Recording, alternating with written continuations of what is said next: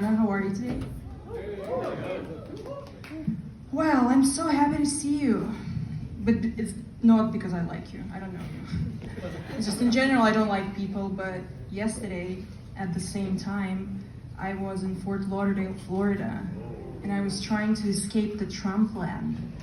Because my flight got postponed multiple times. We deplaned, and then finally, we flew out, and I'm here today. So I'm happy to see you guys again. And it's kind of weird for me to open up for Dan the Stranger, because he knows that we know that he knows and speaks Russian, and we do too, right? And I assume that the majority of people here are Russian speakers. Is that right? No? Oh, come on. I feel bad for you guys, Americans. I feel really bad for you. But anyways, I just don't understand. Sometimes I feel like he's trying to show off the knowledge of his English, you know? I'm pretty sure that all of the Russian speakers here went through the same hell.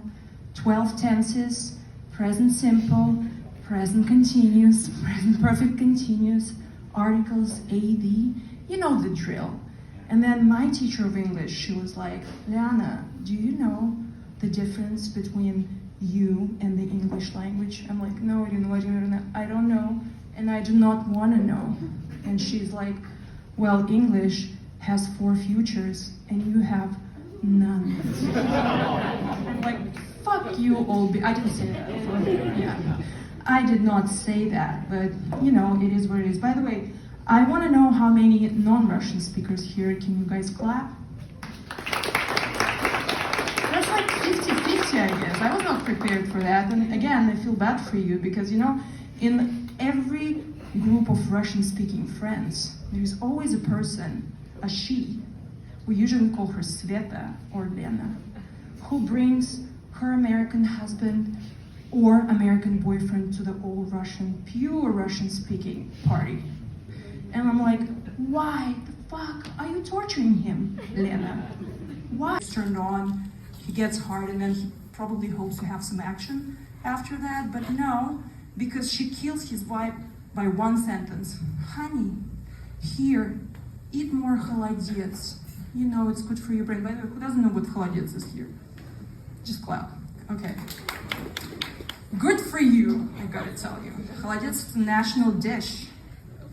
That is a basically wobbly meat jello, you know. If you can understand the textures, you do not want to try that. And by the way, a life hack about холодец. Once, you know, I got disinvited from all of the picnics, potlucks, community lunches, because once I brought холодец, and they're like, ooh, that looks interesting. What is it? I'm like, it's a Russian national dish. What is it made from? And I'm like, you don't want to know. No, please do tell us. I'm like, pig's feet? And they're like, okay, she's canceled. The only option that you can bring to potlucks is a fruit plate forever. So now you understand that I'm not going to talk about our love for weird textured food. I'm going to talk about immigration, right? You know, after living for 12 years here, I still kind of don't understand a couple of things, you know, in American culture. Like, for example, I kind of don't understand, and I kind of like how Americans are politely racist. Not all of you guys, but every time, like, I talk to someone, it's like, ooh, I hear some slight accent from you. Where are you from? I'm like, I'm from Boston, Massachusetts. And they're like, no, but where are you from? I'm from Watertown, Massachusetts. Living with Armenians has had a toll on me. Come on, guys. Representative from Armenia, my buddy. But then, obviously, I tell them, yeah, I'm originally from Russia, you know. And it's like, yeah. And guess what's their next question? 9 times out of 10. I'm from Russia, and what would you ask? Cold? Do you like vodka? No. Are you a spy? I'm like, come on, man. We just passed by the phase with bears, balalaikas, garmoshkas, All of the stereotypes, and you're adding another one to me? Oh, come on.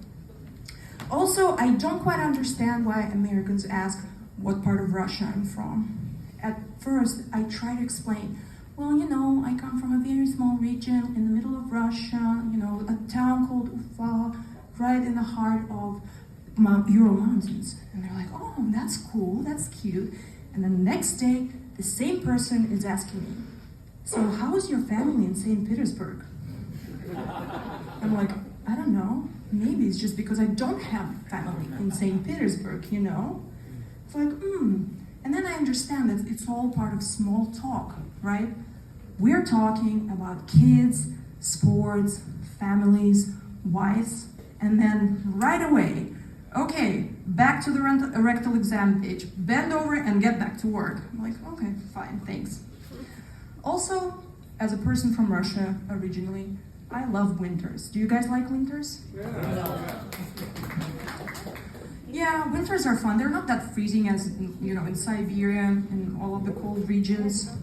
However, they're still it's still cold, right? You know, 20 degrees Fahrenheit, and yes, I know what Fahrenheit is. I can read both in Celsius and Fahrenheit, so it's still freezing. And every year, I see the same situation. I observe the same situation again and again. Sitting from my car, the heater is on, and I observe this guy walking 20 degrees Fahrenheit in shorts with an iced coffee. I do not understand this.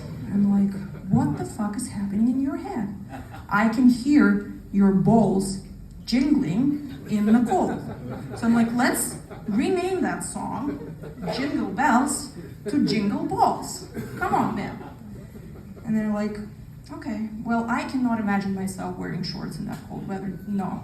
My babushka would rise from the dead, slap the fuck out of me, and said, where are your tights and woolen pantaloons that I knit for you? Like, oh, excuse me, because we were kind of mummified when we were kids. We had minimum 7 layers of clothes when we went outside. So, no. And then another stereotype. Well, you're from Russia, you're Russian. You don't get cold. I'm like, following that logic, you're American. You don't get skinny. So, the last but not least, I have a very short list of food items I'm still not getting here. I'm so sorry, guys. Apologies in advance. The first one is boxed mac and cheese. I have a daughter. She used to have play dates with her American friends, obviously. And then once she came back from a play date, and my mom was like, so what did you have for dinner? And she was like, well, Nana, we had boxed mac and cheese with corn and peas from the can. It's like, my mom, what? First of all, Arichka, you're not a friend to that girl anymore. You don't go there anymore. Second of all, you can try our version of mac and cheese, which is called makaroshki po-flotsky, with no cheese but real meat. That's how we do it in Russia.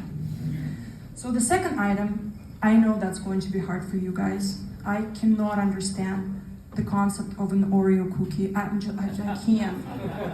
Especially when you're dipping it in the milk. Milk gets dirty and the cookie gets soggy.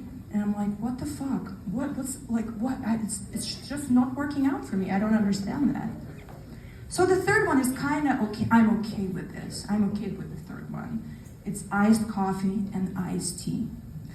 I get it, hot, you want to, refresher, something like that. But my parents are old school. And even if the devil sets the earth on fire, my dad will tell me, turn on the kettle, I want to have my tea hot. I'm like, Dad, are you sure? It's kind of cold. Do you want to add some ice? He's like, no, because I can catch a cold. I'm like, what? I can get sick.